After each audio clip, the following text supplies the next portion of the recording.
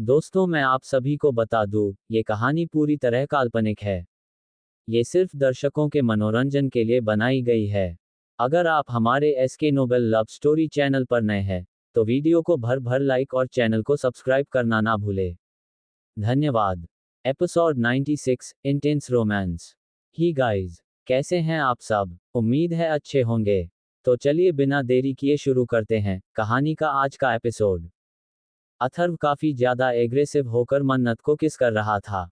मन्नत को ऐसा लग रहा था कि आज सांस न ले पाने की वजह से पक्का उसकी मौत हो जाएगी। वह अथर्व को खुद से दूर करना चाहती थी, पर अथर्व एक पल के लिए भी उसे छोड़ने को तैयार नहीं था। काफी देर बाद, जब मन्नत को लगा कि अब वह बेहोश होने वाली है, अथर्व ने अपने होठों की गिरफ्त से उसके होठों को आजाद करते हुए उसके चेहरे को देखा और बेहद मदहोशी भरी आवाज में कहा, जान, सांस लो।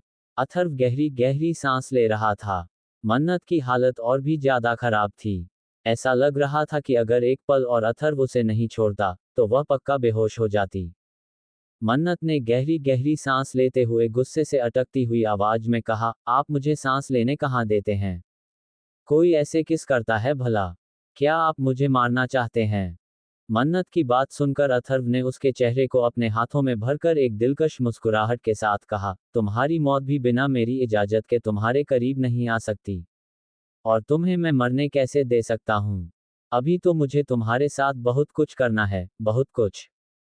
कहते हुए अथर्व के होठ मन्नत की गर्दन से लेकर उसकी कॉलरबोन तक चल रहे थे। मन्नत ने गहरी गहरी सांस लेते हुए कहा, डेविल, आप क्या कर रहे हैं? अथर्व ने इस तरह से इंटेंस तरीके से उसकी गर्दन पर किस करते हुए कहा, खुद को रिलैक्स फील करने की कोशिश कर रहा हूं। अब तुम मुझे ज्यादा कुछ तो नहीं करने दोगी। तो मैं जितना कर सकता हूं, मैं उतना करके खुद को रिलैक्स कर रहा हूं। क्योंकि मेरी बीवी को मेरा करीब आना पसंद नहीं है। तो अब मैं जबरदस्ती तो नहीं कर सकता ना। कहते हुए अथर्व मन्नत की गर्दन पर अपने होठ चला रहा था। वही अथर्व की बात सुनकर मन्नत की आंखों में आंसू आ गए। उसे ऐसा लग रहा था जैसे वह सच में अथर्व के साथ गलत कर रही है। उनकी शादी को 6 महीने हो चुके थे। हालांकि 6 महीनों मन्नत कोमा में थी। अथर्व ने उसका इंतजार किया था। क्या वह अथर्व को खुद से दूर रखकर गलत कर रही है? मन्नत के दिमाग में यही सब चल रहा था। वही अथर्व को जब एहसास हुआ कि मन्नत रिएक्ट नहीं कर रही है, तो उसने अपना चेहरा ऊपर उठाकर देखा। तो मन्नत की आंखों में आंसू थे। उसने उसकी आंखों पर किस करते हुए कहा, इडियट, मैंने तुमसे कहा था ना, रोना बंद करो। मुझे तुम्हारी आंखों में आंसू पसंद नहीं हैं। क्या तुम इसलिए रो रही हो कि मैंने तुमसे यह बात कही? अथर्व की बात सुनकर मन्नत ने आंसू भरी आंखों से उसकी तरफ देखते हुए कहा, आई एम सॉरी डेविल। हम बहुत बुरे हैं ना। हम आपके लायक ही नहीं हैं। आप तो हमसे बेहतर लड़की डिजर्व करते हैं। मन्नत ने इतना कहा ही था कि अथर्व ने उसके मुंह को मजबूती से दबाते हुए कहा, चुप, बिल्कुल चुप। फालतू की बकवास बहुत करती हो तुम। अगली बार से अपने छोटे से दिमाग में यह फालतू के ख्याल लाने के बारे में सोचना भी मत करना, वरना एक जोरदार थप्पड़ मारूंगा। अथर्व की बात सुनकर मन्नत डरी हुई नजरों से उसकी तरफ देखने लगी।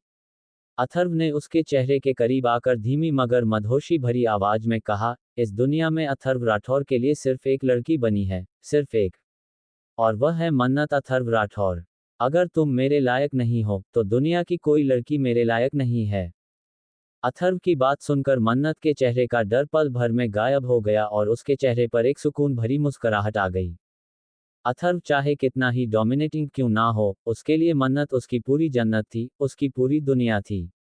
मन्नत के अलावा शायद ही उसने कभी किसी लड़की को आंख उठाकर देखा हो। मन्नत ने मुस्कुराते हुए कहा, आई एम सॉरी डेविल। हम क्या करें? हम आपको अपने करीब तो आने देना चाहते हैं, पर हमें डर लगता है।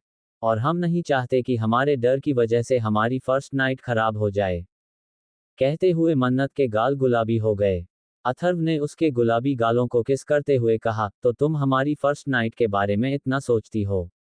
अथर्व की बात सुनकर मन्नत की कुछ निकल ही नहीं रहा था। वह कैसे अथर्व को बता सकती थी कि उसने कई बार खुद को और अथर्व को एक दूसरे के साथ फिजिकल होते हुए इमेजिन किया है। अथर्व तो उसके बारे में यही सोचता कि मन्नत भले ही इनोसेंट दिखती हो, पर वह अंदर से बहुत ज्यादा ठरकी है। मन्नत के चेहरे के एक्सप्रेशन देखकर अथर्व ने उसकी गर्दन पर उंगलियां चलते हुए कहा, बोलो मन्नत, क्या तुम ये सब कुछ सोचती हो? क्या सपने में तुम मुझे खुद के साथ वह सब कुछ करते हुए देखती हो? बोलो मन्नत। कहते हुए अथर्व के होंठ मन्नत के कानों को छू रहे थे। मन्नत ने अपने निचले होंठ को काटते हुए कहा, डेविल, प्लीज हमें परेशान मत करो ना। कहते हुए मन्नत ने अथर्व को मजबूती से गले लगा लिया। अथर्व ने पलटकर मन्नत को अपने ऊपर किया और अपनी आंखें बंद करके लेट गया। मन्नत ने अपना चेहरा ऊपर उठाकर अथर्व की तरफ देखा और उसके हैंडसम चेहरे को देखा। उसने धीरे से कहा, डेविल, आप इतने ज्यादा हैंडसम क्यों हो? हमें डर लगता है कि कहीं कोई चुड़ैल आपको हमसे छीन ना ले। मन्नत की बात सुनकर अथर्व ने अपना चेहरा ऊपर उठाकर मन्नत की तरफ देखते हुए कहा, किसी की इतनी औकात नहीं है कि वह मुझे मेरी क्वीन से दूर कर सके। अथर्व की बात सुनकर मन्नत के चेहरे पर बड़ी सी स्माइल आ गई। उसने अथर्व के गालों को, उसके होठों को और उसके माथे को किस करते हुए कहा, आई love you, devil. I love you. आप हमारे लिए हमारी पूरी दुनिया हो। कभी हमें अकेला मत छोड़ना। हम आपके बिना जी नहीं पाएंगे। मन्नत की बात सुनकर अथर्व ने जुनूनियत भरी आवाज में कहा, कोई अपनी सांसों से दूर रह सकता है भला? अथर्व की बात सुनकर मन्नत कंफ्यूज होकर उसे देखने लगी। अथर्व ने उसके छोटे से चेहरे को अपने हाथ में भरकर उसकी नीली आंखों में देखते हुए कहा, नहीं ना, तो मैं कैसे तुमसे दूर रह सकता हूं? मेरे लिए जितना सांस लेना जरूरी है, उतना ही तुम्हारे करीब रहना, तुम्हें महसूस करना, तुम्हें देखना जरूरी है। अथर्व की बात सुनकर मन्नत की आंख से एक आंसू की बूंद अथर्व के चेहरे पर गिर गई। मन्नत ने धीरे से कहा, डेविल, क्या सच में आप हमसे मोहब्बत नहीं करते? क्योंकि आपकी हर एक बात में आपकी मोहब्बत झलकती है। मन्नत की बात सुनकर अथर्व ने टेढ़ी मुस्कुराहट के साथ कहा, मोहब्बत नहीं, मेरी दीवानगी, मेरी जुनूनियत, मेरा सुकून हो तुम, मेरा जुनून हो तुम। मोहब्बत हर कोई करता है, पर दीवानगी सिर्फ दीवाना करता है। अथर्व की बात सुनकर मन्नत ने उसके सीने पर अपना सिर रखते हुए कहा, आपको हमसे जो भी करना है कीजिए, बस हमेशा हमें अपनी बाहों में इसी तरह से रखिए। जितना सुकून हमें आपकी बाहों में मिलता है, उतना सुकून हमें कहीं भी नहीं मिल सकता, डेविल, कहीं भी नहीं। कहते हुए मन्नत ने अपना सिर अथर्व के सीने पर रखा और अपनी आंखें बंद कर लीं। दूसरी तरफ राठौर मैंशन में कशिश लिविंग रूम में बैठकर टीवी देख रही थी। उसने मुंह बनाते हुए दरवाजे की तरफ देखा। इस वक्त रात के 8:30 बज चुके थे और अभी तक कबीर वापस नहीं आया था। ज्यादातर कबीर 7 बजे तक वापस आ जाता था। उसे आने में सिर्फ तभी देरी होती थी जब उसकी कोई इंपॉर्टेंट मीटिंग हो। पर कबीर हमेशा कशिश को बता देता था कि उसे आने में देर हो जाएगी, पर आज उसने कुछ भी नहीं बताया था।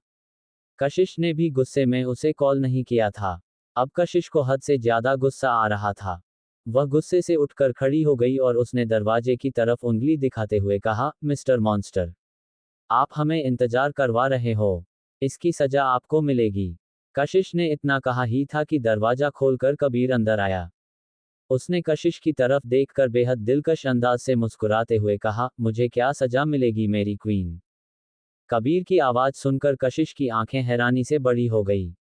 उसने खुद से कहा, क्या हम सपना देख रहे हैं? कशिश ने इतना कहा ही था कि तब तक कबीर लंबे कदम लेता हुआ उसके पास आ गया था। कशिश कुछ समझ पाती, उससे पहले वह कबीर की मजबूती भरी बाहों की गिरफ्त में थी। कशिश ने हैरानी से कहा, इसका मतलब आप सच में हमारे सामने हो? कबीर ने कशिश के छोटे से चेहरे को अपने हाथ में भरकर बेहद जुनूनियत भरी आवाज में कहा, मैं हर वक्त, हर पल तुम्हारे सामने रहता हूं। तुम्हारे ख्वाबों में, तुम्हारे ख्यालों में, तुम्हारे दिल में, तुम्हारी धड़कन में। मैं एक पल के लिए भी तुमसे दूर नहीं जाता हूं, मेरी जान। कबीर की बात सुनकर कशिश ने मुंह बनाते हुए कहा, किसने कहा कि हम आपको याद करते हैं? हम आपको बिल्कुल भी याद नहीं करते। और हमारे दिल में तो कोई और है। कशिश ने इतना कहा ही था कि उसके मुंह से चीख निकल गई, आह है। कबीर ने उसकी नाजुक सी कमर पर अपनी पकड़ मजबूत करते हुए कहा, गलती से भी गलती करने की हिम्मत मत करना। क्योंकि तुम तो जानती हो ना, मैं गलती की माफी नहीं बल्कि पनिशमेंट देता हूं। कबीर की बात सुनकर कशिश ने सख्ते में कहा, आप बहुत ज्यादा बुरे हो, बहुत ज्यादा बुरे। हमें हमेशा दर्द देते रहते हो, हमेशा। कशिश की बात सुनकर कबीर ने एक हाथ से उसके बालों को पकड़कर उसका चेहरा ऊपर करते हुए बेहद दीवानगी भरी आवाज में कहा, मोहब्बत दर्द भरी होती है मेरी जान। क्या तुम्हें नहीं पता? कबीर की बात सुनकर कशिश ने मुंह बनाते हुए कहा, हमें आपकी दर्द भरी मोहब्बत नहीं चाहिए। पहले आप हमें बताओ कि आपको आने में इतनी देर क्यों हो गई? और अगर आपको देर होने वाली थी तो आपने हमें इन्फॉर्म क्यों नहीं किया? कहीं आप किसी लड़की के साथ? कशिश की आंखें छोटी हो गईं। कबीर अब 45 साल का हो चुका था, पर उसे देखकर कोई भी नहीं कह सकता था। कबीर एक जवान लड़के का बाप है, उसे देखकर ये लगता था कि उसकी उम्र 28 से 30 के बीच होगी। कशिश की बात सुनकर कबीर ने टेढ़ी मुस्कुराहट के साथ कहा, स्वीट हार्ट, क्या तुम्हें सच में लगता है कि मैं तुम्हारे अलावा किसी को देख भी सकता हूँ? कबीर की बात सुनकर कशिश ने एटीट्यूड से उसके गले में अपनी दोनों बाहें डालते हुए कहा, बिल्कुल भी नहीं। इतनी हॉट और ब्यूटीफुल बीवी होने के बाद भी अगर आप किसी और लड़की को देखोगे तो पक्का आपकी आंखें खराब होंगी। कशिश की बात सुनकर कबीर ने शैतानी मुस्कुराहट के साथ कहा, पर मेरी आंखें खराब नहीं हैं स्वीट हार्ट, इसलिए अब मैं तुम्हें देखूंगा विदाउट क्लॉथ्स। कबीर के चेहरे पर एक शैतानी मुस्कुराहट नजर आ रही थी। वही कबीर की बात सुनकर कशिश ने खुद से कहा, नहीं बिल्कुल नहीं। कल रात को हमारी कमर तोड़ के अब ये ठरकी इंसान दोबारा। कहते हुए कशिश कबीर को खुद से दूर करने की कोशिश करने लगी। कबीर ने मजबूती से कशिश को अपनी बाहों में पकड़ते हुए कहा, मुझसे दूर जाने की कोशिश क्यों कर रही हो स्वीट हार्ट? जब तुम जानती हो कि तुम चाह कर भी मुझसे दूर नहीं जा सकती। मेरे करीब आने की इजाजत तो दी है मैंने, पर मुझसे दूर जाने की नहीं। कहते हुए कबीर ने झटके से कशिश को अपनी गोद में उठा लिया। कशिश ने अपने पैरों को पटकते हुए कहा, छोड़ो हमें, छोड़ो। हमें आपके साथ नहीं जाना। आप बहुत ज्यादा जंगली हो। पता नहीं क्या खाकर पैदा किया था आपकी मम्मी ने आपको, जो आप हर वक्त एनर्जी से फुल रहते हो। कशिश की बात सुनकर कबीर ने शैतानी मुस्कुराहट के साथ कहा, ऐसे में तो फिर हमारी बहू भी हमसे शिकायत करेगी कि तुमने क्या खाकर हमारे छोटे डेविल को पैदा किया है, जो वह हर वक्त एनर्जी से फुल रहता है। कबीर की बात सुनकर कशिश ने कहा, एक नंबर के बेशर्म हो आप। कबीर ने शैतानी मुस्कुराहट के साथ कहा, बस रूम में चलने का इंतजार करो, उसके बाद मैं तुम्हें बताता हूँ कि मैं कितना बेशर्म हूँ स्वीट हार्ट। कहते हुए कबीर कशिश को लेकर सीढ़ियों से ऊपर जाने लगा। कशिश ने खुद से कहा, हे भगवान, इतना ठरकी पति क्यों दिया आपने हमें? ये हमारी कमर तोड़कर ही मानेंगे। कशिश मन ही मन भगवान से शिकायत कर रही थी। तब तक कबीर उसे लेकर रूम में आ चुका था। कबीर ने कशिश को बेड पर पटकते हुए कहा, स्वीट हार्ट, आज कुछ वाइल्ड करते हैं।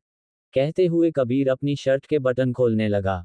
कशिश ने अपनी थूक गटकते हुए कहा, हब वह ना, हमें पीरियड्स आए हुए हैं। कशिश की बात सुनकर कबीर ने शैतानी मुस्कुराहट के साथ कहा, स्वीट हार्ट, क्या तुम मुझे गेम खेलना चाहती हो? तुम्हारे पीरियड्स 15 दिन पहले ही आए थे और आई डोंट थिंक कि 15 दिन के अंदर तुम्हें दोबारा पीरियड्स आ सकते हैं। कबीर की बात सुनकर कशिश अपने नाखून चबाने लगी क्योंकि अब उसे झूठ की कीमत जो चुकानी थी। कशिश ने रोने जैसी शक्ल बनाते हुए कहा, हब्बी प्लीज। कबीर ने अपनी शर्ट को झटके से फाड़कर साइड में फेंकते हुए कहा, sweet heart, I can't control my self.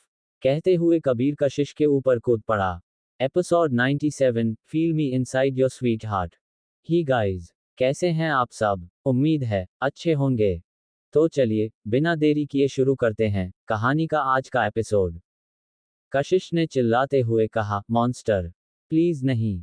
Kabir ने कशिश के दोनों हाथों को एक हाथ से पकड़कर उसके सर के ऊपर करते हुए कहा, sweet heart, ready for your sweet torture. Kabir की बात सुनकर कशिश ने मुंह बनाते हुए कहा, सीरियसली? यू नो वॉट, आप जितना टॉर्चर अपने दुश्मनों को नहीं करते, उससे कहीं ज्यादा टॉर्चर आप मुझे बेड पर करते हैं। मेरी पूरी कमर तोड़ देते हैं। ऐसा लगता है कि जैसे मैं चल ही नहीं पाऊंगी। कशिश की बात सुनकर कबीर ने इंटेंस नजरों से कशिश को ऊपर से नीचे तक देखते हुए कहा, इसमें मेरी गलती नहीं है स्वीट हार्ट। तुम्हें इतना हॉट, सेक्सी और डेलिकेट होने के लिए किसने कहा था? जब भी तुम्हें देखता हूं, मैं पूरी तरह से आउट ऑफ कंट्रोल हो जाता हूं। मैं चाह कर भी खुद को रोक नहीं पाता। और रही बात तुम्हारे चलने की, तो तुम्हें खुद के पैरों पर चलने की जरूरत नहीं है। मैं हूं ना, तुम्हें अपनी गोद में उठाकर हर जगह लेकर जाने के लिए। कबीर की बात सुनकर कशिश का मुंह बन गया। कबीर ने उसके चेहरे की तरफ देखते हुए कहा, स्वीट हार्ट, तुम्हें देखकर कोई कहेगा कि तुम 25 साल के जवान बेटे की माँ हो। कबीर की बात सुनकर कशिश ने मुंह फूलते हुए कहा, आपकी वजह से 17 साल की उम्र में आपने हमें प्रेग्नेंट कर दिया। हम तो खुद छोटी सी बच्ची थे और आपने हमें बच्चों की मम्मी बना दिया।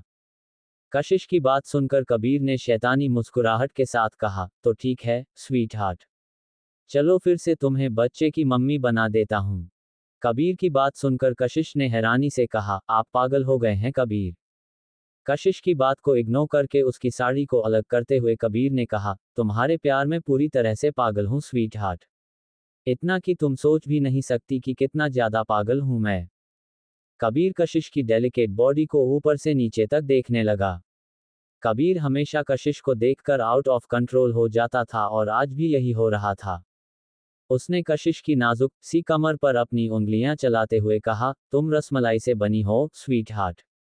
कहते हुए कबीर ने झुककर कशिश की कमर पर अपने होंठ रख दिए और धीरे धीरे उसे किस करते हुए वाइल्ड तरीके से उसे बाइट करने लगा। कशिश ने कबीर के बालों को मजबूती से पकड़कर सरकाते हुए कहा, काटो मत, दर्द होता है। कबीर ने उसकी पतली सी कमर पर बाइट करते हुए कहा, sorry sweet heart, but I can't. तुम इतनी ज्यादा हॉट और स्वीट हो कि मैं चाह कर भी खुद को तुम्हें टेस्ट करने से नहीं रोक पाता। कहते हुए कबीर धीरे धीरे कशिश की पीठ से होता हुआ उसकी गर्दन तक किस कर रहा था। रूम का माहौल काफी ज्यादा इंटेंस हो चुका था। कशिश भी अब पिघलने लगी थी। वह हमेशा ही कबीर की बाहों में पिघल जाती थी, पर बाद में उसे पछताना पड़ता था, क्योंकि उसका ये ठरकी पति उसके चिल्लाने के बाद भी उसे नहीं छोड़ता था। कबीर ने क्यूट सा फेस बनाते हुए कहा, तुम हमें जल्दी छोड़ दोगे ना। कशिश की बात सुनकर कबीर ने शैतानी मुस्कुराहट के साथ कहा, यू नो ना स्वीट हार्ट, मैं तुम्हारे साथ प्यार करते हुए कभी सेटिस्फाई नहीं हो सकता। इसलिए जब तक मैं सेटिस्फाई नहीं हो जाता, तुम्हें छोड़ने का सवाल ही पैदा नहीं होता। तो तुम्हें मुझे बर्दाश्त करना होगा। कहते हुए कबीर ने कशिश की बॉडी के बचे हुए कपड़े भी निकाल कर फेंक दिए और कशिश की पूरी बॉडी पर किस करते हुए उसके साथ इंटीमेट होने लगा। कशिश भी कबीर का साथ दे रही थी। पूरे रूम में दोनों की सिसकियां की आवाज गूंज रही थी। कशिश ने कबीर की तरफ देखते हुए कहा, आप बहुत ज्यादा बुरे हो, बहुत ज्यादा। कबीर ने कशिश के साथ वाइल्ड होते हुए कहा, क्या तुम्हें आज ही यह बात पता चली स्वीट हार्ट? पिछले 26 सालों से मैं तुम्हारे साथ ऐसे ही हूं। कहते हुए कबीर ने अपनी स्पीड तेज कर दी। कशिश ने चिल्लाते हुए कहा, जंगली मॉन्स्टर, छोड़ो हमें। क्या आप हमें मारना चाहते हो? कबीर ने कशिश के होठों पर किस करते हुए कहा, स्वीट हार्ट, मैंने तुमसे कहा था ना, मरने की बात कभी भी मत करना। अब जब तुमने गलती कर दी है, तो पनिशमेंट भी भुगतो। कहते हुए कबीर और ज्यादा वाइल्ड तरीके से बर्ताव करने लगा। अब रूम में कशिश की चीखें गूंज रही थीं। वह रोते हुए कबीर से खुद को छोड़ने के लिए कह रही थी, पर कबीर उसे छोड़ने के लिए तैयार ही नहीं था। कुछ देर बाद कबीर कशिश के बगल में आकर लेट गया। कशिश का चेहरा रो रो कर लाल हो चुका था।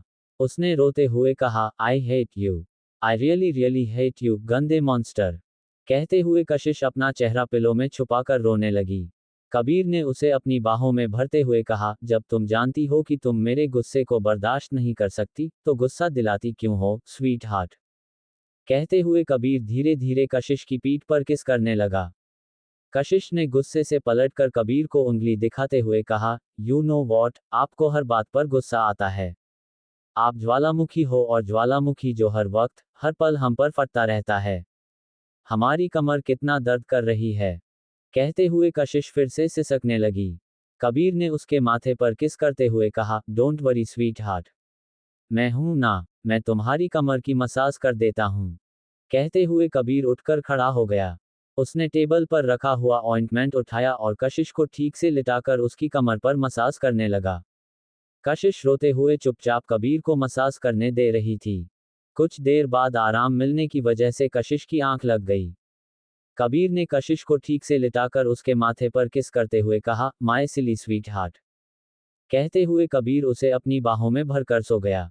दूसरी तरफ सिंघानिया मैंशन में आदित्य मैंशन के अंदर एंटर हुआ। उसने खुद से कहा, लगता है हिटलर सो चुकी है। चल बेटा आदित्य, जल्दी से तू भी जाकर सो जा। वरना अगर हिटलर को पता चल गया तो आज वह तेरी टांगे तोड़ देगी। कहते हुए आदित्य जी में कदमों से चलता हुआ ऊपर अपने रूम में आ गया। वह बाथरूम की तरफ जाने ही वाला था कि तभी रूम की लाइट्स ऑन हो गईं। आदित्य के कदम वहीं रुक गए। उसने खुद से कहा, अब तो मैं गया। उसने इतना कहा ही था कि उसके कानों में दिव्या की गुस्से भरी आवाज पड़ी, तुम फिर से ड्रिंक करके आए हो।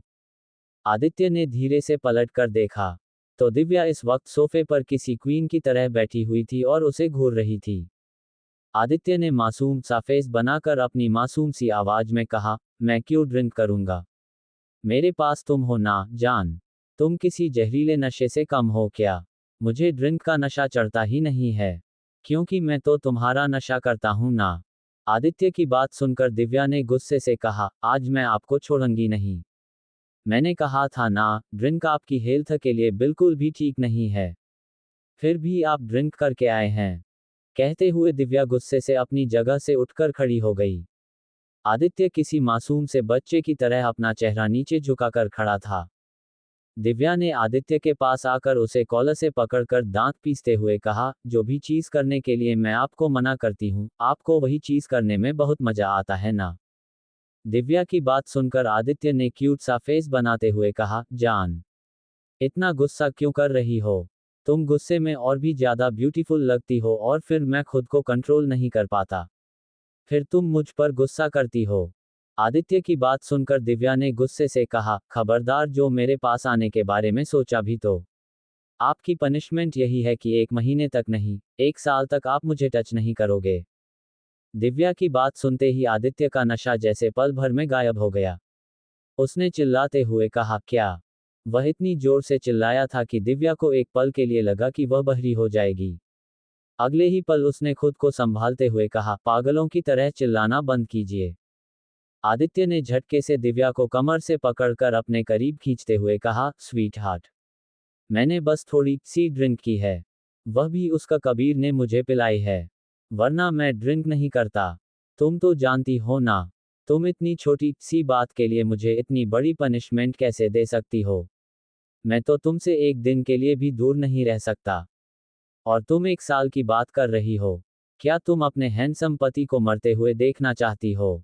क्या तुम ये देखना चाहती हो कि वह तुम्हारे लिए कितना तड़पता है? आदित्य की बात सुनकर दिव्या ने खुद को दूर करने की कोशिश करते हुए कहा, हाँ, मैं आपको तड़पते हुए देखना चाहती हूँ। बहुत शौक है ड्रिंक करने का, तो अब आप अपनी ड्रिंक के साथ एंजॉय कीजिए। मेरे साथ एंजॉय करने के सपने देखना बंद कर दीजिए। कहते हुए दिव्या आदित्य को दूर करने की कोशिश करने लगी। नशे में होने के बावजूद आदित्य की पकड़ दिव्या पर मजबूत थी। दिव्या चाहकर भी आदित्य को खुद से दूर नहीं कर पा रही थी। आखिर में इरिटेट होकर उसने आदित्य को खुद से दूर करना बंद कर दिया। आदित्य ने झटके से दिव्या को अपनी गोद में उठाते हुए कहा, चलो स्वीट हार्ट, कुछ वाइल्ड किया जाए। आदित्य की बात सुनकर दिव्या ने गुस्से से कहा, सोचना भी मत, वरना मैं तुम्हारा खून कर दूंगी। आदित्य ने शैतानी मुस्कुराहट के साथ कहा, सीरियसली स्वीट हार्ट, तुम मेरा खून करोगी? अपने हैंडसम इकलौते हस्बैंड का? कहते हुए आदित्य दिव्या को लेकर बैठकर आ गया। उसने दिव्या को झट से किंग साइज बेड पर फेंक दिया। दिव्या उछलकर दूसरी तरफ आ गई। उसने आदित्य को उंगली दिखाते हुए कहा, आदि, मैं लास्ट टाइम वार्निंग दे रही हूं। आदित्य ने अपनी शर्ट की बटन को झटके से खोलते हुए कहा, I don't care sweet heart, तुम्हारी वार्निंग से ज्यादा इस वक्त मुझे तुम्हारी यह बॉडी अट्रैक्ट कर रही है। तुम्हारी वार्निंग को मैं इग्नोर कर रहा हूं। कहते हुए आदित्य बेड पर कूद गया। दिव्या ने उसे घूरते हुए कहा, लगता है तुम्हारे अंदर का मेरा डर खत्म हो चुका है। आदित्य ने झटके से दिव्या को लेकर लेटकर उसके ऊपर आते हुए कहा, स्वीट हार्ट, डरता तो मैं किसी के बाप से भी नहीं, बस प्यार करता हूं तुमसे, इसलिए तुम्हारी सारी बातें मानता हूं। पर तुम कुछ ज्यादा ही हिटलरगिरी करने लगी हो। अब मुझे तुम्हें बताना होगा कि if you are queen, then तो आई एम योर किंग। कहते हुए आदित्य ने दिव्या के होठों पर अपने होंठ रख दिए और उसे एग्रेसिव होकर किस करने लगा। आदित्य काफी ज्यादा डोमिनेटिंग बर्ताव कर रहा था। बेचारी दिव्या को ऐसा लग रहा था कि आज वह सांस नहीं ले पाएगी। इस आदमी ने पिछले 26 सालों से उसका जीना हराम किया हुआ था। 26 साल हो चुके थे, पर आज भी आदित्य की वाइल्डनेस कम नहीं हुई थी। काफी देर तक दिव्या को एग्रेसिव होकर किस करने के बाद आदित्य ने अपने होठों को दिव्या की गर्दन पर चलते हुए कहा, स्वीट हार्ट, तुम्हारे होंठ आज भी उतने ही टेस्टी हैं जितने हमारी पहली मुलाकात के वक्त थे। दिव्या ने आदित्य की बात पर कुछ नहीं कहा। वह तो आदित्य की वाइल्डनेस की वजह से गहरी गहरी सांस ले रही थी। आदित्य दिव्या की साड़ी को उसकी बॉडी से अलग करते हुए कहा, you know what sweet heart, जब भी मैं तुम्हें साड़ी में देखता हूं, मैं पूरी तरह से पागल हो जाता हूं। तुम जानबूझकर साड़ी पहनती हो ना, ताकि तुम मुझे सिड्यूस कर सको। कहते हुए आदित्य के हाथ दिव्या की प्लेट्स को खोलने के लिए उसकी साड़ी के अंदर थे। आदित्य के हाथों को अपनी बॉडी के सेंसिटिव पार्ट पर महसूस करते हुए दिव्या अपने निचले होंठ को बाइट करने लगी। अब वह भी आदित्य की वजह से बैठने लगी थी। आदित्य ने दिव्या के चेहरे के एक्सप्रेशन देखते हुए कहा, मुझे पता है स्वीट हार्ट, मेरा करीब आना तुम्हें भी पसंद आ रहा है, पर तुम कहो या ना कहो कोई बात नहीं, तुम्हारी आंखें सब कुछ कह देती हैं, और मेरे लिए तुम्हारी आंखों की इजाजत ही काफी है। कहते हुए आदित्य ने बाकी बचे हुए कपड़े भी निकाल कर फेंक दिया और खुद उसके ऊपर जाकर उसके साथ काफी ज्यादा डोमिनेटिंग तरीके से बर्ताव करने लगा। आदित्य दिव्या की पूरी बॉडी पर किस कर रहा था।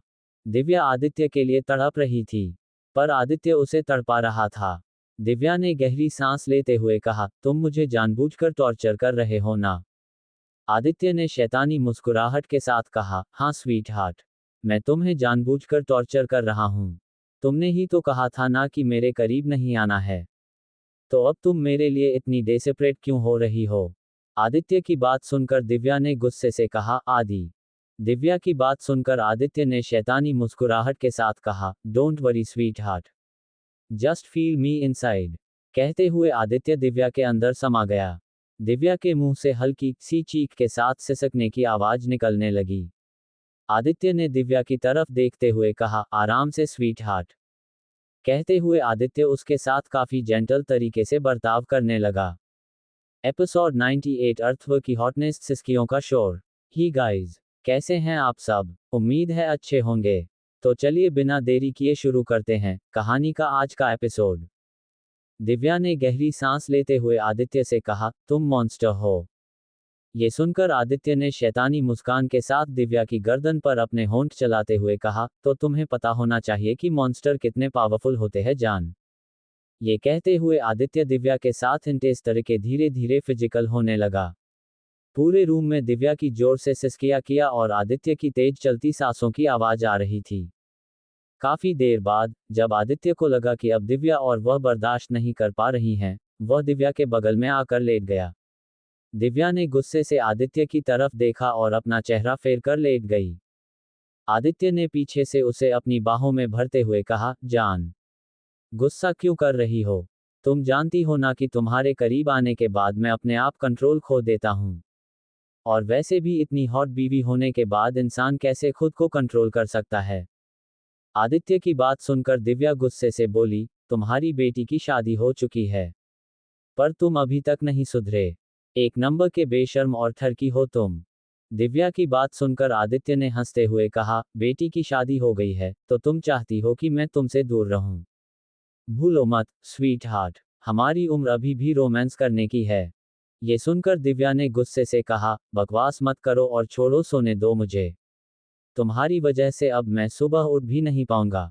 दिव्या की बात सुनकर आदित्य ने उसे अपने पास खींचते हुए कहा, स्वीट हार्ट, गुस्सा मत करो, मैं हूं ना, मैं तुम्हें अच्छी तरह सुला दूंगा, तुम्हें अच्छी नींद आ जाएगी। कहते हुए आदित्य अपने हाथों से दिव्या की कमर को सहलाने लगा। दिव्या भी थकी होने की वजह से कुछ ही देर में आदित्य की बाहों में सुकून की नींद सो गई। आदित्य ने दिव्या के गाल पर किस करते हुए कहा, मेरी जंगली बिल्ली, हर वक्त काटने के लिए दौड़ती रहती है। कहते हुए आदित्य दिव्या को उसी तरह से अपनी बाहों में भरकर मुस्कुराते हुए सो गया। योजक चिन्ह। नेक्स्ट मॉर्निंग, सुकून मैंशन। मन्नत अंगड़ाई लेकर उठी और खुद से कहा, गुड मॉर्निंग मन्नत। जब उसने अपनी आंखें खोली, तो उसका ध्यान दो गहरी काली आंखों पर गया, जो उसे घूर रही थीं। मन्नत ने हैरानी से कहा, डेविल, आप उठ गए। अथर्व, जो इस वक्त बेड पर अपने एक हाथ पर अपना सिर टिकाए शिद्दत भरी नजरों से मन्नत की तरफ देख रहा था, उसने बेहद रोमांटिक अंदाज में कहा, तुम्हें क्या लगता है स्वीट हार्ट, अथर्व के मुंह से स्वीट हार्ट सुनते ही मन्नत का पूरा चेहरा लाल हो गया।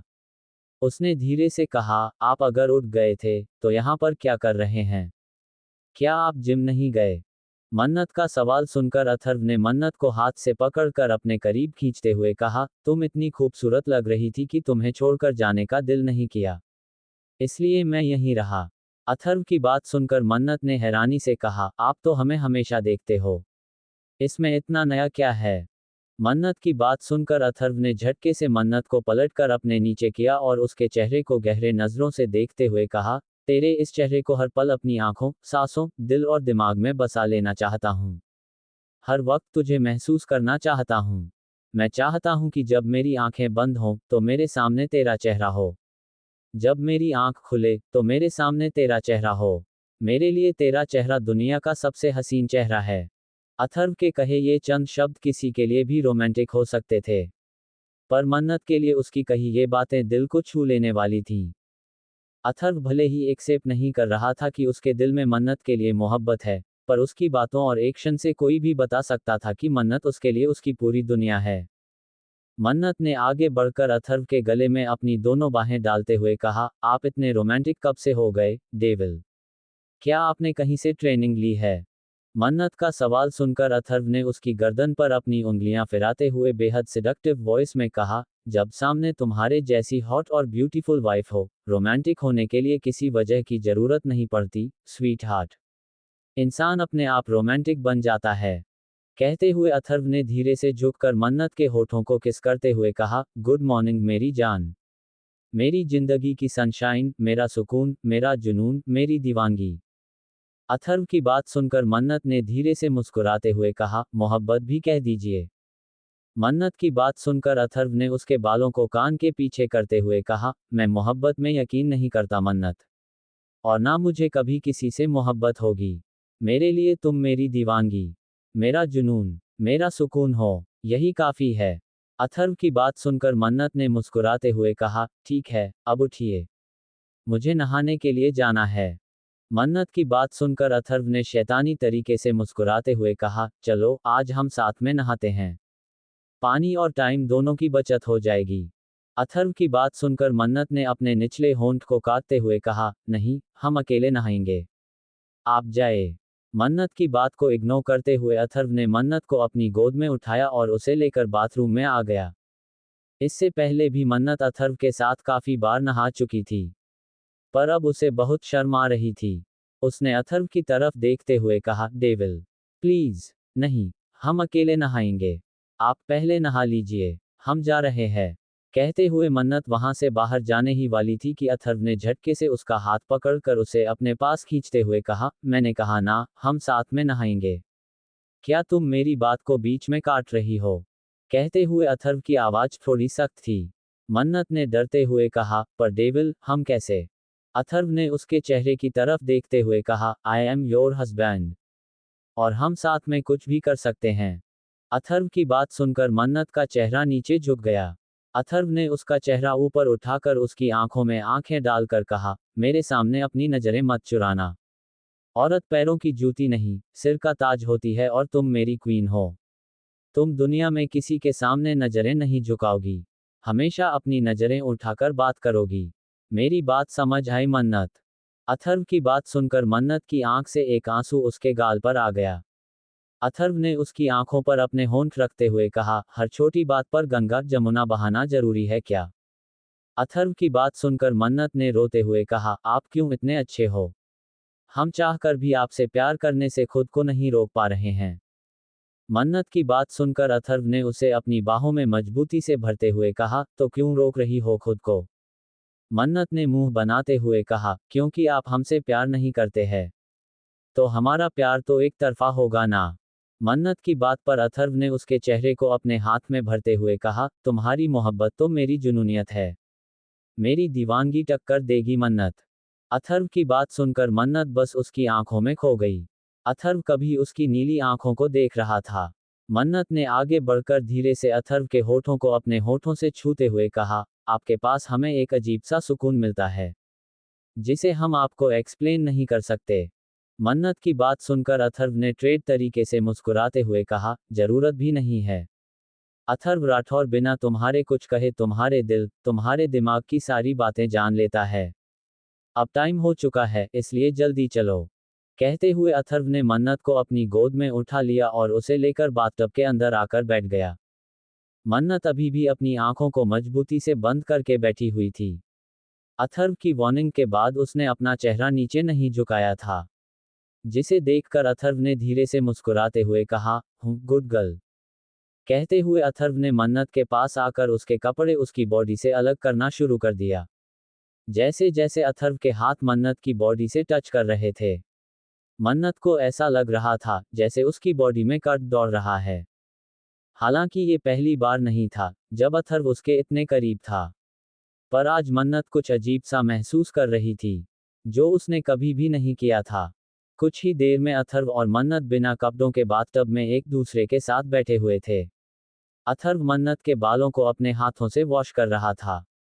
मन्नत बस अथर्व की तरफ देख रही थी, जिसके चेहरे पर इस वक्त कोई एक्सप्रेशन नहीं थे। उसने खुद से कहा, क्या डेविल को हमारे करीब आने पर कुछ महसूस नहीं होता? हमें तो उस दिन से उनके साथ बहुत कुछ करने का दिल कर रहा है।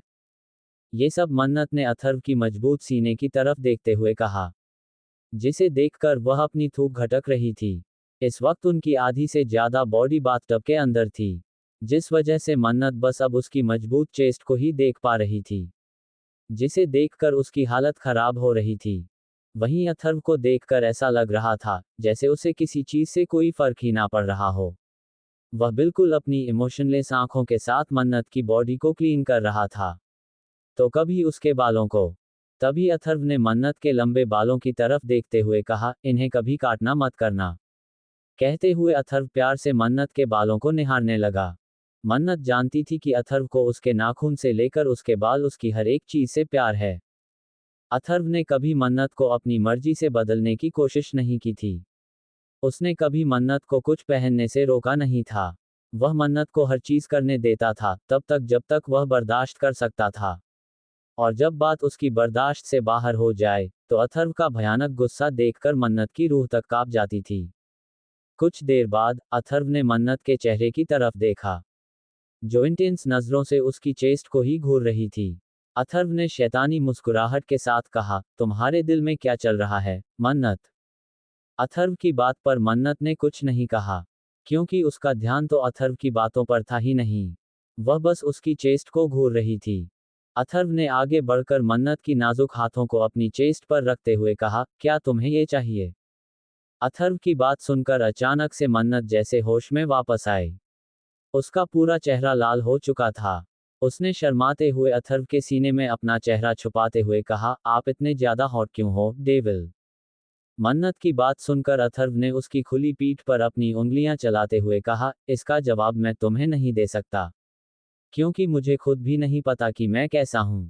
हाँ, अगर तुम मुझे अपने बारे में कुछ पूछो तो मैं तुम्हारी बॉडी के हर एक इंच के बारे में बता सकता हूं, वह भी डिटेल में। अथर्व की बात सुनकर मन्नत को अपना पूरा चेहरा जलता हुआ महसूस हो रहा था। वह अथर्व की आंखों में आंखें मिलाकर देख भी नहीं सकती थी। उसने मजबूती से अथर्व के सीने में अपना चेहरा छुपाते हुए कहा, आप बहुत ज्यादा बेशर्म हो, बहुत ज्यादा। मन्नत की बात सुनकर अथर्व ने टेढ़ी मुस्कुराहट के साथ उसकी गर्दन पर अपने होंठ चलाते हुए धीरे धीरे अपना हाथ नीचे ले जाते हुए कहा, मेरी बेशर्मी अभी तक तुमने देखी कहाँ है, मन्नत? जिस दिन तुमने मेरी बेशर्मी देख ली उस दिन तुम्हें असली बेशर्मी का मतलब पता चलेगा।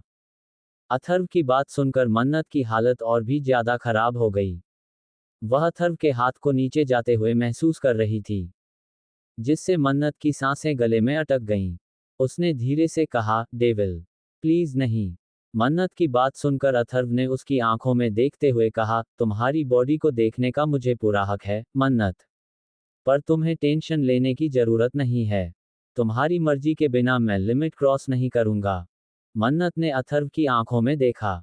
उसे अथर्व की आंखों में अपने लिए डिजायर साफ साफ नजर आ रहे थे। उसे गिल्टी फील हो रहा था कि अथर्व उसकी इजाजत की वजह से अभी तक खुद को रोक कर बैठा हुआ है। अगर उसकी जगह पर कोई और होता तो शायद अब तक जबरदस्ती से उसके साथ फिजिकल हो चुका होता। मन्नत ने धीरे से कहा, डेविल, हम। कहते हुए वह चुप हो गई, क्योंकि अथर्व का हाथ उसे अपनी चेस्ट पर महसूस हुआ। जिसे महसूस करके अब उसकी हालत खराब हो रही थी। वह कुछ भी बोलने की कंडीशन में नहीं थी। वही यही हालत अथर्व की थी। उसने अपनी आंखों को मजबूती से बंद कर लिया था। इस वक्त उसके माथे पर भी पसीने की बूंदें चमक रही थीं। बाथरूम का माहौल इंटेंस हो चुका था। Episode 99 bathroom intense romance. Hi guys, कैसे हैं आप सब? उम्मीद है अच्छे होंगे। तो चलिए बिना देरी किए शुरू करते हैं कहानी का आज का एपिसोड। अथर्व ने मन्नत की तरफ देखकर गहरी सांस लेते हुए कहा, आई वॉन्ट यू मन्नत। I want you very badly. कहकर अथर्व ने मन्नत को और अपने करीब खींचकर उसने उसकी गर्दन पर अपने होंठ रख दिए और उसकी गर्दन पर काफी इंटेंस तरीके से किस करने लगा। अथर्व काफी ज्यादा एग्रेसिव होकर मन्नत को किस कर रहा था। मन्नत भी अपनी आंखों को मजबूती से बंद करके खुद की आवाज को रोकने की कोशिश कर रही थी। वह जानती थी कि उसकी आवाज से अथर्व को भड़काने का काम करती है, पर वह चाहकर भी अपनी आवाज को कंट्रोल नहीं कर पा रही थी। मन्नत के मुंह से बहुत जोर से सिसकियों भरी आवाजें निकल रही थीं, जो कि सच में अथर्व को कंट्रोल होने पर मजबूर कर रही थीं। अथर्व का एक हाथ मन्नत की चेस्ट पर था और दूसरे हाथ से उसने मन्नत की पीठ को अपनी तरफ खींचकर होल्ड किया हुआ था। अथर्व के होंठ धीरे धीरे मन्नत की गर्दन से होते हुए उसके पूरे चेहरे पर चल रहे थे। मन्नत ने अपने निचले होंठ को काटते हुए कहा, डेविल, प्लीज मत कीजिए। मन्नत की हालत देखकर अथर्व ने अपनी आंखों को मजबूती से बंद किया। वह अपना प्रॉमिस नहीं तोड़ सकता था, चाहे इस वक्त वह कितनी ही ज्यादा तकलीफ में क्यों ना हो। अथर्व ने झटके से मन्नत को अलग किया और बाथटब से बाहर आकर शावर के नीचे खड़ा हो गया। इस वक्त वह अपने बॉक्स में खड़ा था। उसकी हालत देखकर मन्नत साफ साफ देख पा रही थी कि इस वक्त उसे उसकी कितनी ज्यादा जरूरत है।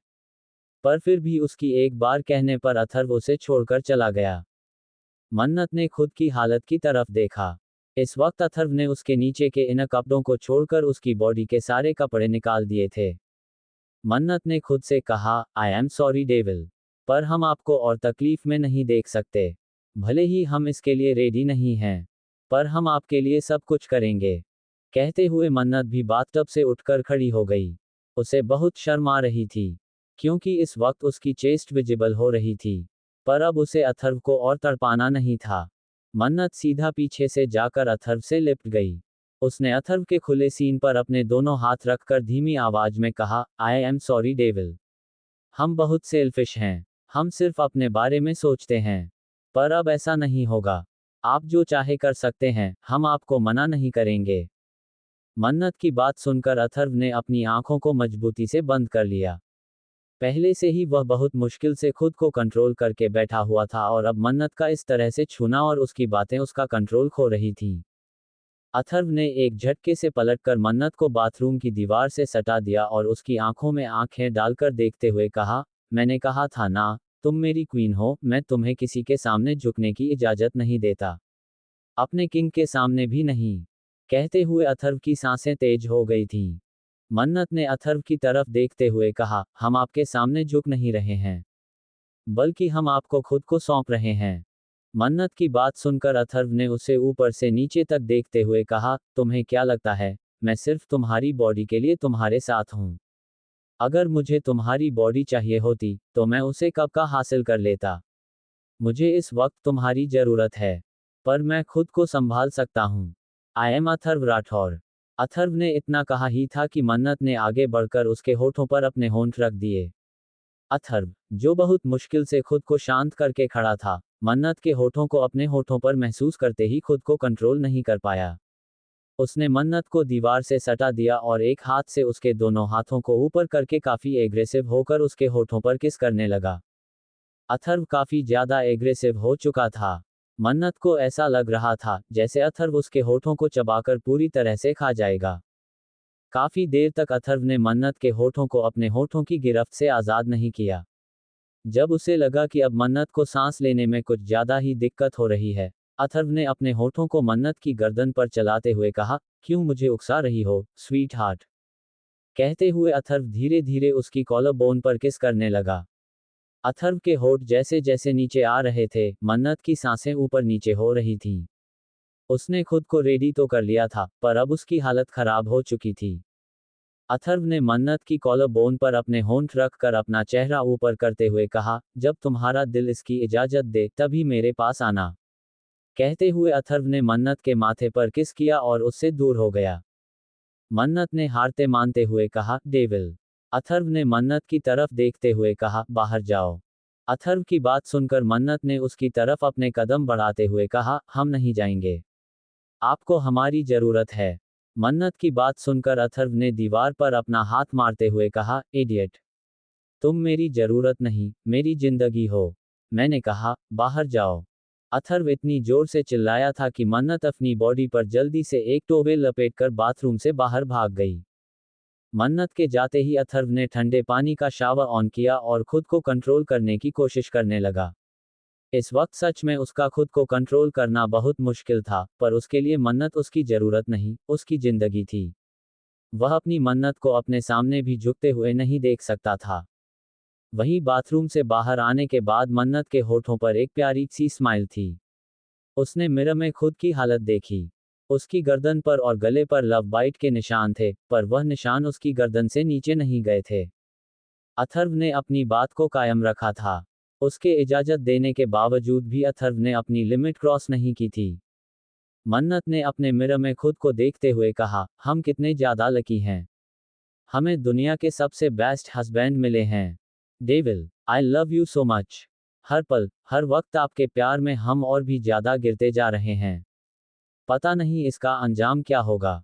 दुनिया के लिए आप जो भी हो, हमारे लिए आप हमारी पूरी दुनिया हो। कहते हुए मन्नत क्लोजेट में चेंज करने के लिए चली गई। कुछ देर बाद मन्नत क्लोजेट से बाहर आई, पर अभी तक अथर्व बाहर नहीं आया था। मन्नत को अब टेंशन हो रही थी। उसने काफी बार सुना था कि जब एक आदमी आउट ऑफ कंट्रोल होता है, तो उसे खुद को शांत करने के लिए एक औरत की जरूरत पड़ती है, या फिर उसे कई घंटे तक ठंडे पानी के शावर के नीचे खड़ा रहना पड़ता है। यही सोचकर कि अथर्व अगर ज्यादा देर तक पानी के नीचे खुद को कंट्रोल करता रहेगा तो उसकी तबीयत खराब हो जाएगी, मन्नत अथर्व के पास गई थी। पर अथर्व ने तो उसके साथ कुछ भी करने से साफ साफ मना कर दिया था। भले ही अथर्व ने मन्नत को रिजेक्ट किया था, पर मन्नत को उसका दर्द नहीं बल्कि उसकी खुशी थी। क्योंकि अथर्व ने खुद से पहले उसके बारे में सोचा था। मन्नत अभी भी परेशानी से बाथरूम के दरवाजे की तरफ देख रही थी। 1 घंटे के बाद अथर्व अपनी कमर पर एक टोवेल लपेटकर बाथरूम से बाहर आया। उसकी काली आंखें लाल नजर आ रही थीं और उसकी बॉडी पहले की तरह ही होती और अट्रैक्टिव थी। बस फर्क इतना था कि ज्यादा देर तक ठंडे पानी में नहाने की वजह से उसकी बॉडी रेड नजर आ रही थी। अथर्व को देखते ही मन्नत दौड़ते हुए अथर्व के पास आ गई। उसने परेशानी भरी आवाज में कहा, आप ठीक तो है ना? आपको बुखार तो नहीं है ना? मन्नत के सवाल पर अथर्व ने उसे घूरते हुए कहा, मुझे क्यों बुखार होगा? मन्नत ने परेशानी भरी आवाज में कहा, आप इतनी देर तक नहा रहे थे, इसलिए। अथर्व ने मन्नत की तरफ देखते हुए कहा, मैं -डिग्री टेम्परेचर में भी कई दिनों तक रह सकता हूँ। तो बाथरूम का पानी मेरे लिए कहाँ बड़ी बात है। कहते हुए अथर्व क्लोजेट में चला गया। वही उसकी बात सुनकर मन्नत का मुंह बन गया। उसने अथर्व की पीठ को देखते हुए कहा, कितने ज्यादा हॉट हैं आप। दिल तो करता है कि आपको कहीं छुपा कर रख लूं, ताकि कोई बाहर की चुड़ैल आप पर नजर ना डाल सके। पर ऐसा नहीं कर सकती ना मैं। कहते हुए मन्नत ने अपने होठों का पाउट बना लिया। योजक चिन्ह। दूसरी तरफ एक्सल कॉलेज में साक्षी इस वक्त अर्नव के साथ बैठी हुई थी। 6 महीने पहले आयुष भी अपनी फैमिली के पास लंदन चला गया था और मन्नत भी पिछले 6 महीने से कॉलेज नहीं आ रही थी। साक्षी ने अर्नव की तरफ देखकर उदासी भरी आवाज में कहा, इतना कुछ बदल गया है ना 6 महीने में? अर्नव ने साक्षी के चेहरे की तरफ देखते हुए कहा, बहुत कुछ बदल गया है। आयुष का तो ठीक है, पर मन्नत कहाँ है यार? 6 महीने हो गए ना तो उसे देखा और ना तो उसके साथ बात की। वो ठीक तो है ना? अर्नव के सवाल पर साक्षी ने एक छोटी सी मुस्कुराहट के साथ कहा, वो बिल्कुल ठीक है। और बहुत जल्दी हम उसके साथ बात करेंगे। साक्षी की बात सुनकर अर्नव के चेहरे पर बड़ी सी मुस्कुराहट आ गई और उसने साक्षी की तरफ देखते हुए कहा, सच में यार? अब ऐसा लगने लगा है जैसे जिंदगी में कुछ इंटरेस्टिंग बचा ही नहीं है। पहले तुम्हारी और आयुष की लड़ाई, मन्नत की और मेरी मस्ती, कितना कुछ था। पर अब हम दोनों यहाँ पर भटकते हुए आत्माओं की तरह घूमते रहते हैं। जैसे किसी का खून पीने की तलाश हो। अर्नव की बात सुनकर साक्षी जोर जोर से हंसने लगी। उसने हंसते हुए कहा, सच में अर्नव, तुम्हारा मानसिक संतुलन बिगड़ चुका है। मुझे लगता है कि मुझे सब कुछ छोड़कर पहले अपने इकलौते दोस्त के लिए किसी डॉक्टर को ढूंढना होगा। साक्षी की बात सुनकर अर्नव ने उसके बाल खींचते हुए कहा, बंदरिया, चुप हो जा, वरना वो तेरा आयुष भी तुझे पहचान नहीं पाएगा। क्योंकि तेरी हरकतें ऐसी हैं कि तुझे बहुत जल्दी चिड़ियाघर वाले उठाकर लेकर चले जाएंगे। अर्नव की बात सुनकर साक्षी ने उसे घूरते हुए कहा, तुम मेरी छोड़, तू अपनी फिक्र कर। मेरे पास कम से कम बॉयफ्रेंड तो है, पर तू तो अकेला कुंवारा सिंगल घूम रहा है, वो भी बिना किसी गर्लफ्रेंड के। अगर ऐसा ही हुआ ना, तो तू शादी भी नहीं कर पाएगा। और जब मेरे बच्चों की शादी होगी, तो तू अकेला आएगा पार्टी में। सब पूछेंगे कि आपकी बीवी बच्चे कहाँ हैं, तो तू क्या कहेगा? ये सुनकर अर्नव ने मुंह बनाते हुए कहा, पता है, वो क्या है ना, कॉलेज में मुझे लड़कियां पसंद नहीं आती थीं। इसलिए सबको रिजेक्ट करता था। इसलिए बाद में सबने मुझे रिजेक्ट कर दिया, तो मैं अकेला रह गया। ये सुनते ही साक्षी ने मुंह बना लिया और अगले ही पल जोर जोर से हंसने लगी। अर्नव ने गुस्से से कहा, चुप हो जा, वरना मैं सच में तेरा सर फोड़ दूंगा। वह दोनों अभी मस्ती कर ही रहे थे कि तभी साक्षी का ध्यान कुछ दूरी पर अंदर आ रहे प्रोफेसर राघव पर गया। प्रोफेसर राघव को देखकर साक्षी ने हैरानी से कहा, अर्नव, वह देख, प्रोफेसर राघव। साक्षी की बात सुनकर अर्नव ने प्रोफेसर राघव की तरफ देखते हुए कहा, और उनमें देखने जैसा क्या है? अर्नव की बात पर साक्षी ने कहा, अरे यार, पिछले 6 महीने से जैसे आयुष वापस चला गया, मन्नत ने कॉलेज आना बंद कर दिया। इस तरह से प्रोफेसर राघव भी काफी ज्यादा अजीब हो गए हैं। वह पहले की तरह स्टूडेंट्स के साथ अच्छे से बर्ताव नहीं करते। पहले की तरह रोज कॉलेज पढ़ाने नहीं आते, हफ्ते में 1 या 2 बार। फिर भी प्रिंसिपल ने उन्हें निकाला नहीं। मुझे तो समझ नहीं आता कि आखिर प्रोफेसर कॉलेज में हैं क्यों? साक्षी की बात सुनकर अर्नव ने इरिटेट होते हुए कहा, तुझे जासूसी करने का बड़ा शौक है। होगा कोई मैटर, इसलिए नहीं आ रहे थे। छोड़ उनकी बात और क्लास में चल। क्लास स्टार्ट होने वाली है। तेरी वजह से कल भी हमारी फर्स्ट क्लास छूट गई थी। साक्षी ने अर्नव को घूरते हुए कहा, झूठ मत बोल, मेरी वजह से नहीं, तेरी वजह से। तू ही उठ नहीं रहा था और कैंटीन में ठूस ठूस कर समोसे खा रहा था। तेरे समोसों के चक्कर में हम लेट हुए और मुझे डांट खानी पड़ी। क्योंकि सबके अकॉर्डिंग मैं ही बदमाश बच्ची हूँ। साक्षी की बात सुनकर अर्नव ने उसका हाथ पकड़कर क्लासरूम की तरफ भागते हुए कहा, हाँ मेरी जान, हाँ, तू ही बदमाश बच्ची है। साक्षी भी मुंह बनाते हुए उसके साथ भागने लगी। तभी प्रोफेसर राघव, जो कि उनसे कुछ ही दूरी पर खड़े थे, ने तेज आवाज में कहा, साक्षी, अर्नव। प्रोफेसर राघव के मुंह से अपना नाम सुनकर साक्षी और अर्नव भागते भागते अचानक से रुक गए। उन्होंने हैरानी से एक दूसरे की तरफ देखा और पीछे पलटकर प्रोफेसर राघव की तरफ देखा। पिछले 6 महीने से प्रोफेसर राघव का फ्रेंडली रवैया पूरी तरह से बदल चुका था। जैसे वह पहले सभी स्टूडेंट्स के साथ हंसते मुस्कुराते हुए बात करते थे, अब वह किसी के साथ न बात करते थे, न किसी के सवाल का जवाब देते थे, बल्कि वह सबको इग्नोर करते थे। इसलिए साक्षी और अर्नव हैरान थे कि प्रोफेसर राघव उन्हें क्यों बुला रहे हैं। एपिसोड 100, विवान की बढ़ती दीवानगी, मन्नत की क्यूट शिकायतें। ही गाइस, कैसे हैं आप सब? उम्मीद है अच्छे होंगे। तो चलिए बिना देरी किए शुरू करते हैं कहानी का आज का एपिसोड। साक्षी और अर्नव अभी कंफ्यूज अपनी जगह पर खड़े ही थे कि तभी प्रोफेसर राघव उनके पास आकर खड़े हो गए। प्रोफेसर राघव ने मुस्कुराते हुए कहा, हेलो स्टूडेंट्स, कैसे हो तुम दोनों? प्रोफेसर राघव की बात सुनकर साक्षी ने एक फीकी मुस्कुराहट के साथ कहा, हम ठीक हैं प्रोफेसर। आप कैसे हैं? काफी दिन हो गए आप कॉलेज नहीं आ रहे थे। साक्षी के सवाल पर प्रोफेसर राघव ने मुस्कुराते हुए कहा, वो, मेरी फैमिली में कुछ प्रॉब्लम चल रही थी, जिस वजह से मैं रेगुलर कॉलेज नहीं आ पा रहा था। पर अब से मैं कॉलेज आने वाला हूँ। वैसे आप दोनों के बाकी दोस्त कहाँ हैं? मन्नत और आयुष, मैंने काफी दिनों से उन दोनों को आपके साथ नहीं देखा है। प्रोफेसर राघव का सवाल सुनकर अर्नव चुप हो गया, क्योंकि उसे तो कुछ पता ही नहीं था। उसने धीरे से कहा, आयुष अपने पेरेंट्स के साथ रहने के लिए लंदन गया है, और अब वह अपनी बाकी स्टडीज वहीं से कंप्लीट करेगा। अर्नव के जवाब पर प्रोफेसर राघव ने मुस्कुराते हुए कहा, ये तो काफी अच्छी बात है। वैसे भी आयुष पढ़ाई में काफी कमजोर था। अच्छा होगा कि अब वह विदेश में अपने पेरेंट्स की देख रेख में अच्छे से अपनी स्टडीज कंप्लीट करेगा। और मन्नत, वह क्यों नहीं आ रही है? प्रोफेसर राघव का सवाल सुनकर अर्नव ने साक्षी की तरफ देखा। साक्षी ने कुछ सोचकर मुस्कुराते हुए कहा, प्रोफेसर, मन्नत के बारे में तो हमें भी कुछ नहीं पता। हमने खुद उसके साथ 6 महीने से बात नहीं की है। शायद उसकी फैमिली में भी कोई प्रॉब्लम चल रही है।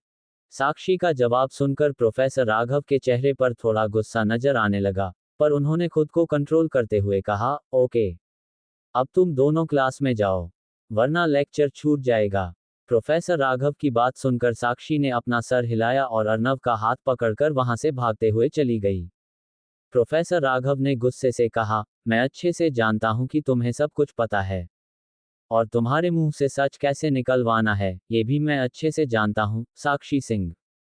कहते हुए प्रोफेसर राघव के चेहरे पर एक खतरनाक स्माइल आ गई। वह सीधा अपने स्टाफ रूम की तरफ चले गए। योजक चिन्ह। दूसरी तरफ सुकून मैंशन में मन्नत इस वक्त बगीचे में पौधों को पानी दे रही थी। उसने एक सिंपल सी ब्लैक शर्ट और नीचे वाइट प्लाजो पहना हुआ था। मन्नत इस वक्त बहुत ही ज्यादा क्यूट लग रही थी। अथर्व थोड़ी देर पहले ही ऑफिस के लिए निकल गया था। अब मन्नत इस बड़े से मैंशन में दिन भर क्या करती? उसे बाहर जाने की इजाजत नहीं थी। इसलिए अब उसने डिसाइड किया था कि वह एक नॉर्मल हाउसवाइफ की तरह घर के काम करेगी। उसे कुछ करना तो नहीं आता था, इसलिए वह पौधों को पानी दे रही थी। माली उसके बगल में खड़ा होकर परेशानी से उसे देख रहा था। उसने घबराते हुए कहा, मैडम, प्लीज ये हमें करने दीजिए। अगर सर को पता चल गया तो वह हमें छोड़ेंगे नहीं।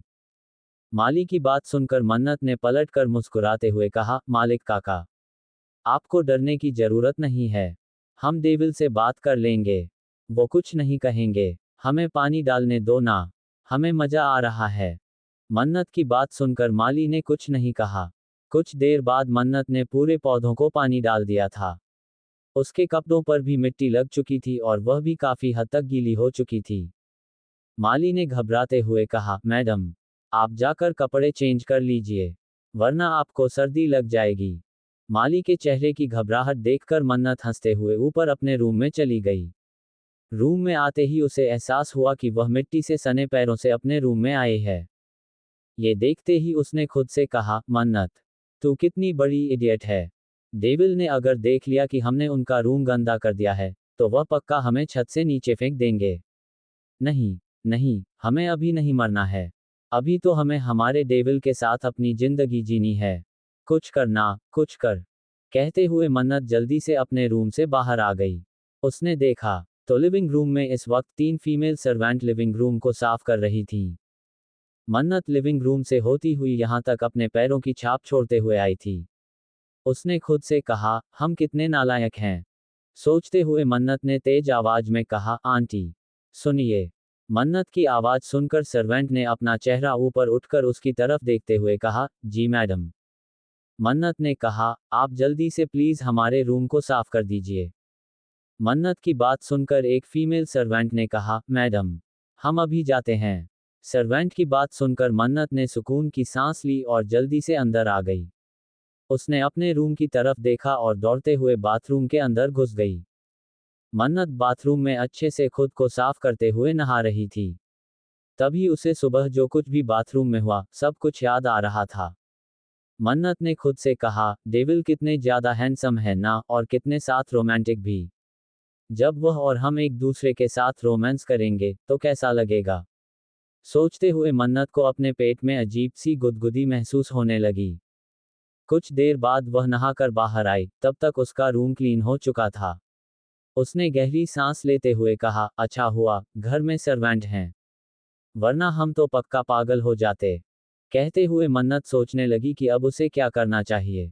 उसने घड़ी में टाइम देखा तो इस वक्त दोपहर के 1 बजे बज रहे थे।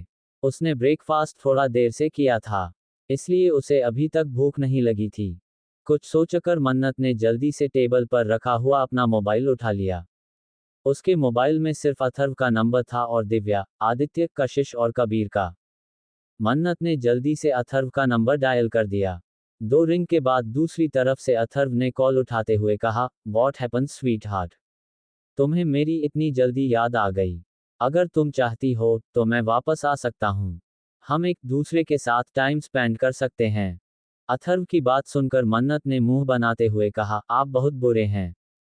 खुद तो ऑफिस काम के लिए चले गए और हमें इतने बड़े घर में अकेला छोड़ दिया। अब आप ही बताओ हम यहाँ पर क्या करें? हमें बिल्कुल भी अच्छा नहीं लग रहा है। हमारे पास करने के लिए कुछ नहीं है। ना कोई बात करने के लिए है, ना कोई कुत्ता बिल्ली है जिसके साथ हम खेल सके। अगर आप चाहते हो कि हम मेंशन के अंदर रहे, तो आप हमारे लिए ढेर सारे पेट्स लेकर आओ। कुत्ता, बिल्ली, खरगोश, जिनके साथ हम खेलेंगे। मन्नत की बात सुनकर अथर्व ने गुस्से से कहा, तुम्हारे आसपास कोई भी नहीं रहेगा। तुम उन्हें प्यार करो, यह मैं बर्दाश्त नहीं कर सकता। अथर्व की बात सुनकर मन्नत ने हैरानी से कहा, पर डेविल, वह एनिमल्स हैं। मन्नत की बात को बीच में काटते हुए अथर्व ने कहा, इंसान हो, एनिमल्स हो या फिर बर्ड्स, आई डोंट केयर। मैं तुम्हारे करीब किसी को नहीं देख सकता। मतलब किसी को नहीं देख सकता। अथर्व की बात सुनकर मन्नत को समझ नहीं आ रहा था कि वह क्या कहें। अथर्व उसके लिए हद से ज्यादा पॉजेसिव था। मन्नत ने अपने निचले होंठ को काटते हुए कहा, तो हम क्या करें? मन्नत की बात सुनकर अथर्व ने कहा, लिविंग रूम के कोने में एक बड़ा सा रूम बना हुआ है। तुम उसके अंदर चली जाओ, तुम्हें वहां पर अच्छे से पता चल जाएगा कि तुम्हें करना क्या है। अथर्व की बात सुनकर मन्नत ने एक्साइटेड होते हुए कहा, क्यों? क्या है वहां पर? क्या वहां पर मूवी थिएटर है? क्या हम मूवी देख सकते हैं, हमारी फेवरेट रोमांटिक मूवी? मन्नत की बात को बीच में काटते हुए अथर्व ने कहा, एंजल, चुपचाप जाकर देखो, तुम्हें सब कुछ पता चल जाएगा। अथर्व की बात सुनकर मन्नत ने कहा, ओके, आप कॉल मत कट करना, हम अभी आते हैं। कहते हुए मन्नत सीढ़ियों से उछलते कूदते नीचे उतरने लगी। अथर्व ने जैसे ही मन्नत के कूदने की आवाज सुनी, उसने तेज आवाज में कहा, मन्नत, नीचे गिर जाओगी। मन्नत ने मोबाइल को अपनी कान से दूर किया था, जिस वजह से उसे अथर्व की आवाज सुनाई नहीं दे रही थी। पर अथर्व उसकी कूदने की आवाज से समझ गया था कि वह इस वक्त सीढ़ियों से नीचे उतर रही है। वह भी 2-2 सीढ़ियां छोड़कर। अथर्व को इस वक्त हद से ज्यादा गुस्सा आ रहा था। उसकी पकड़ मोबाइल पर मजबूत हो गई थी। तभी मन्नत ने मोबाइल अपने कान से लगाकर खुशी भरी आवाज में कहा, डेविल, हम आ गए। कहते हुए उसने दरवाजा जैसे ही खोला, उसकी आंखें हैरानी से बड़ी हो गई। यह एक बड़ा सा पेंटिंग रूम था। सामने कई सारे खाली कैनवस और साइड में कई सारे पेंटिंग ब्रश और कई सारे कलर्स रखे हुए थे। मन्नत ने खुशी से कहा, devil, I love you. I love you. आपने हमारे लिए सब कुछ किया। मन्नत की आवाज सुनकर अथर्व ने गुस्से से कहा, तुम्हारी हिम्मत कैसे हुई सीढ़ियों से नीचे कूदते हुए आने की? अगर तुम नीचे गिर जाती तो? मन्नत, जो कि खुशी से अथर्व को सब कुछ बता रही थी कि उसे ये सब कितना पसंद आया, अथर्व की गुस्से भरी आवाज सुनते ही डर गई। उसने डरते हुए कहा, वह तो हम। कहते हुए चुप हो गई।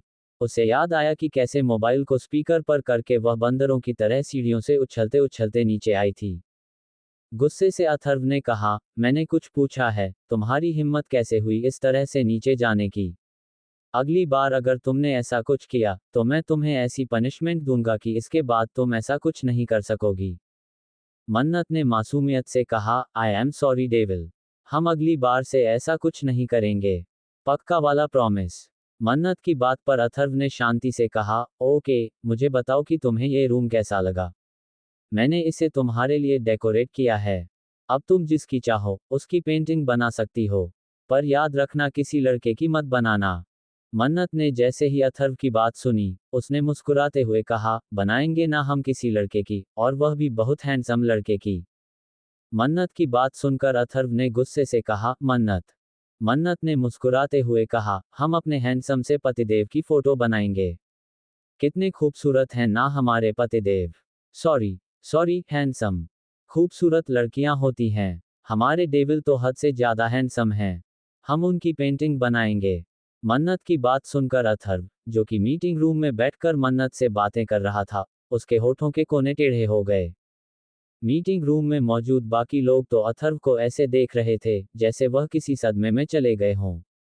उन्हें अपनी आंखों पर यकीन नहीं हो रहा था कि अथर्व बीच मीटिंग में मीटिंग को रोककर मन्नत के साथ बात कर रहा था। पर कोई भी उसे कुछ नहीं कह सकता था। आखिर ऑफिस उसी का तो था।